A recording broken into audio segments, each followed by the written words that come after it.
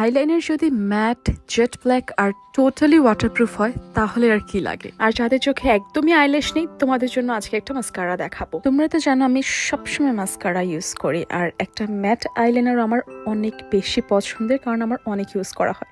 So অনেক review দেখতে দেখতে আমার এই আইলাইনার অ্যান্ড মাস্কারাটা পারচেস করা। বেসিক্যালি এটা এভারলি বিউটিসের ওয়াটারপ্রুফ ম্যাট আইলাইনার। সো এটার মধ্যে ওয়াটারপ্রুফ লেখা দেখে I was really very interested. আর ম্যাট আইলাইনার তো আমার লাগতোই, আর এই বাজেটে আসলে আমি ম্যাট আইলাইনার পাচ্ছিলাম না। টু বি অনেস্ট, এত রিজনেবল প্রাইসের একটা প্রোডাক্ট থেকে আমার এক্সপেকটেশন খুব একটা বেশি ছিল না। স্টিল বটলের উপর ওয়াটারপ্রুফ অ্যান্ড ম্যাট লেখা দেখে I thought of giving it A try. এখন মনে হচ্ছে ইট ওয়ার্থস এভরি পেনি।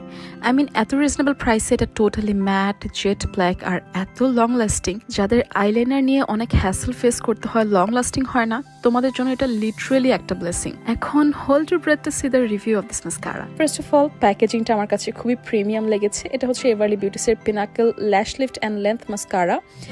এটা জাস্ট একটা কোট দেওয়ার পরে মনে হয় যে ফলস ল্যাশ পরে আছি। আমি এখানে জাস্ট একটা বার সোয়াইপ করেছি, ইউ ক্যান অলরেডি সি এটা আমার ল্যাশটাকে কতটা লিফট করেছে। যাদের একদমই ছোট ছোট আইল্যাশ, তোমরা কিন্তু এই মাস্কারাটা মাস্ট ট্রাই করে দেখবে, কারণ এটা খুবই হালকা করে অ্যাপ্লাই করলেও অনেক সুন্দর একটা ভলিউম দেয়। আর যদি 2-3 কোট অ্যাপ্লাই করো তাহলে তো টোটালি ফলস ল্যাশের মতো লাগে। And these are really very long lasting.